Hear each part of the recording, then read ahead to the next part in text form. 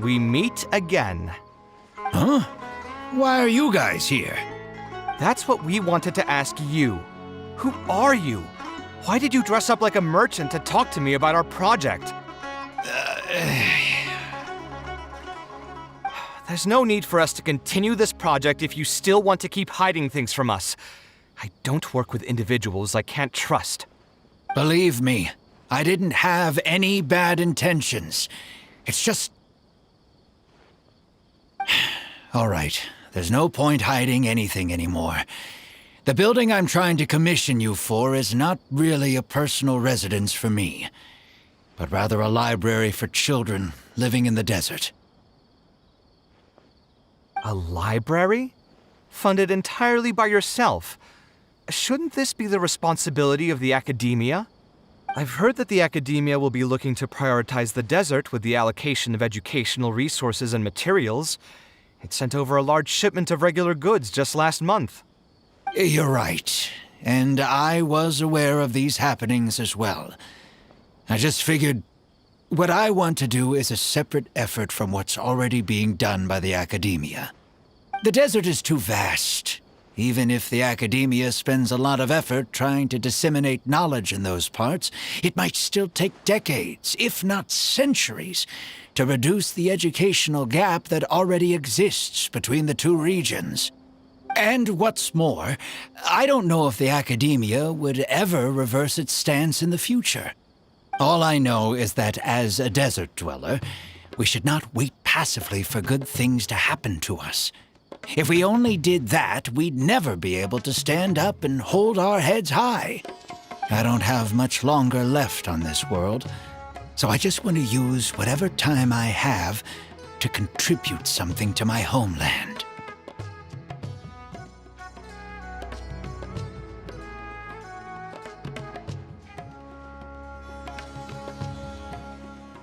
I didn't want you to know that I came from the desert. I've lived in the desert my entire life, and there wasn't anyone here that I could trust. I figured I needed as much safety as I could get. To the point that you even disguised your identity? That's certainly taking playing it safe to the next level. Hold on. Don't tell me you've also been scammed before. When I first came to Sumeru City, I brought a lot of mora, hoping to find an architect that I could work with. Someone agreed to take on the project, and even took a sum of mora from me, but then disappeared without a trace. After that, I heard that there are a lot of untrustworthy people in this business. Some would run as soon as they've been paid, while others would deliberately use expensive materials and take a cut of the construction funding. I spent a while collecting information in the city, and eventually learned that you're the most famous architect in all of Sumeru. I figured that you wouldn't need to make mora by scamming people, so I decided to reach out to you.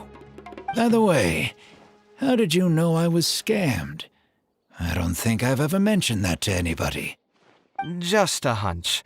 A while ago, I accepted an offer to work on a project in the desert, and was also scammed out of a large sum of mora.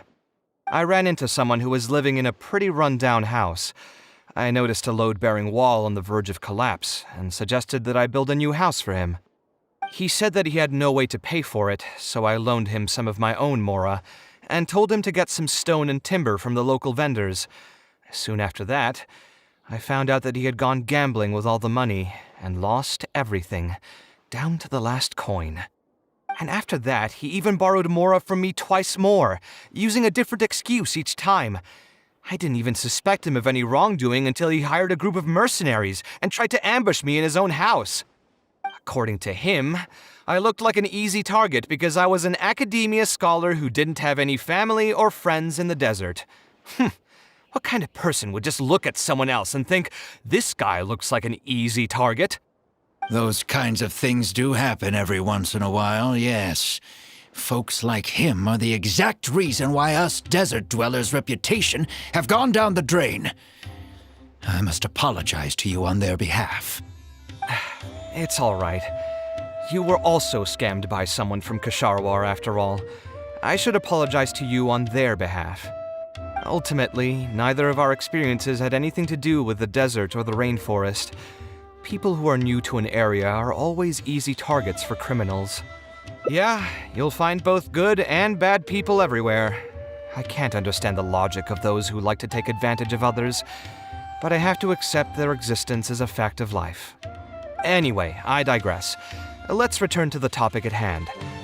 Did you keep rejecting my designs because you thought I was deliberately using expensive materials to take a cut as a middleman?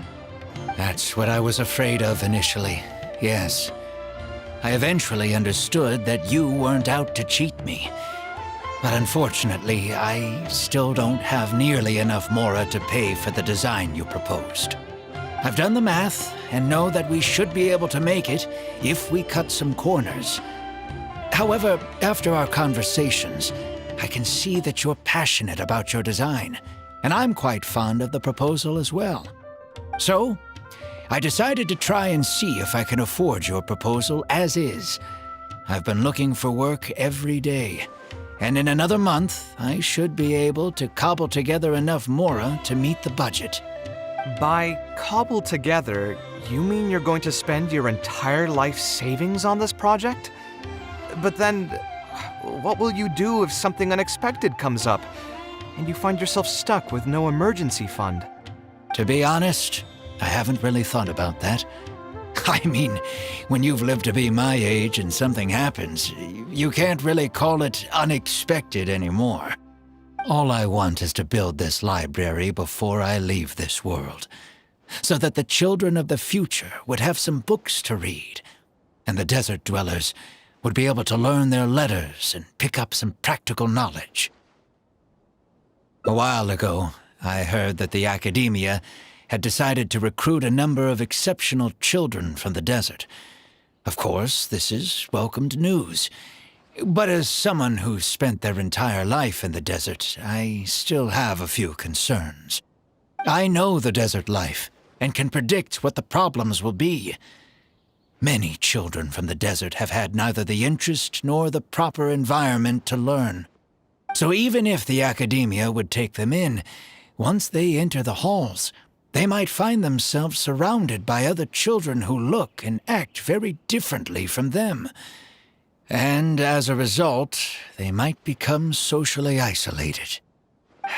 Yes, I can imagine that. My father passed away at an early age. Even though I had a good number of friends during my years at the academia, for some time I still sensed many critical looks in my direction. I'm sure a child coming all the way from the desert will have an even harder time. But let's bring this back to the building itself. I think you said that you want this building to be quiet and warm, with its doors serving as a solid barrier to block out the sound and fury outside, and allow one to focus on the book in their hands. Building it according to the current plan will be quite costly. Even if I don't charge you any commission fees, I don't think we'd be able to keep it under your budget. Any ideas on what we can do? A slightly different style. Give me a minute. Most architects would probably prioritize cutting costs and removing extra features in this situation. Indeed, converting the building into a simple bungalow would solve most of our problems. However, I do not think this would be the best solution. While it's true that the aesthetic value of a building is often viewed as an afterthought, neglecting it has some long-term negative consequences. It is especially undesirable in this situation, as the library will serve a high number of children, many of whom would have never been exposed to structures that may be considered elegant or beautiful. To completely give up on the more aesthetic design would mean stripping the children of an opportunity to appreciate the beauty of architecture. I share Badawi's sentiments in wanting to preserve a more complex design. However, if we can reduce the ornate aspects of the design while maintaining its fundamental elegance, which is to say we won't touch the arches and stone pillars but make changes elsewhere, this is definitely a first. To make up for the loss of regular details, we would need to put a lot of extra effort into the layout, lines, and color. I see. Would that really be okay? It just increases the difficulty of the design. You should feel lucky that out of all the architects in the city, you chose to approach me. Most of the others would have given up on this project by now. As for inspiration, I think I might have something in mind, but I'd need to visit the site to make sure. Where do you want this place to be built? Tell me the exact location. Aru Village. Although it wasn't my childhood home, I think it'll be the best site for such a building. Okay, then we can pay a visit to Aru Village. Is there something I can do for you? I've already caused you a lot of trouble before, and now you're revising the design again because of me. Which draft are we even on now? It's making me feel terribly guilty. Let me think. You said you used to be an eremite mercenary, right? In that case, you could help us clear out some monsters that are blocking the way to Aru Village. We want to keep the roads clear, and reduce the loss of materials during transport to a minimum. If everything goes well, that'll help us save some Mora. All right, just leave it to me. If there's anything I'm good at, it's clearing out monsters. What are you waiting for then? Let's pack up and get ready to go.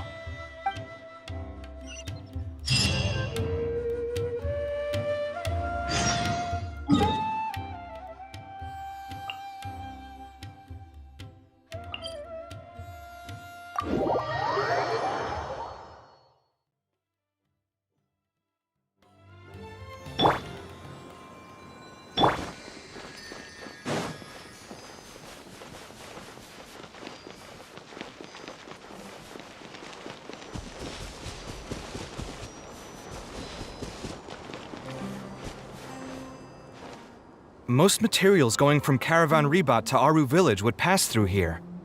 There are a lot of monsters out here today. If you find it hard to keep up, just let us know. Oh, don't worry about me. This is nothing. I'll be careful, though, and you should do the same.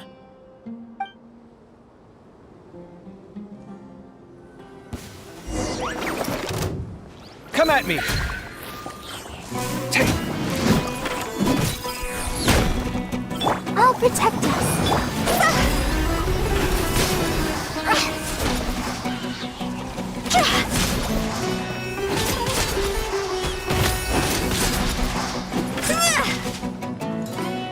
Fire hazard.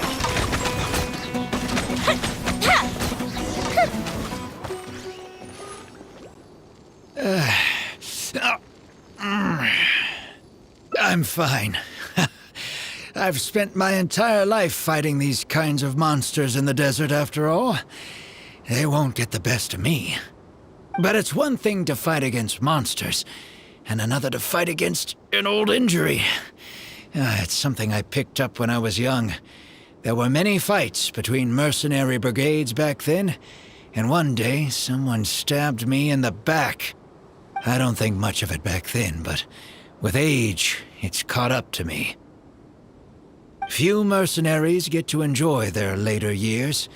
Failing health tends to take the joy out of reputation and wealth, and many mercenaries never even made much of the latter to begin with. Is there someone you know who can help to look after you? Unfortunately, no. My wife passed away at an early age, and I don't have any children. Sometimes I'd close my eyes and realize most of my life story has already been written. I have many regrets about my past, but at the same time I also know that there were never many options for me in the first place. I joined the Eremites when I was young, and won many battles with them. My survival was more a matter of luck than actual ability. If at all possible, I want future children of the desert to have some more options in life. I don't want them to turn out like me. My apologies. The older we get, the more we tend to ramble. Seems like we've already cleared out most of the monsters. Let's hurry over to Aru Village.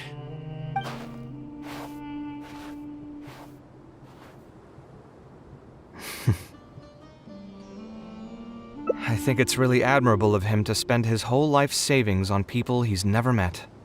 Maybe he's doing this out of natural kindness. kindness that hasn't been eroded away by the struggles of his life. Perhaps. To clarify, though, I don't think I'm quite the same. Some people call me an idealist.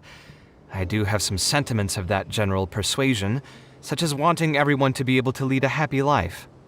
But my situation is more complex than that. In the beginning, what drove me to harbor those thoughts was less idealism and more a desire to make up for a sense of guilt. When I was young, I impulsively encouraged my father to take part in the first Inter-Darshan Championship hosted by the Academia. He set off confidently hoping to win something for me, but failed to clinch the title. What's more, he fell into depression after the competition and requested to join an investigative research project in the desert. I never saw him again. Word has it that he got caught in quicksand. Even if other factors may have contributed to his death, the fundamental cause still circles back to me. I started doing many things in life because I wanted to make amends. Even in cases where I couldn't do something for a specific person, I still did whatever I could.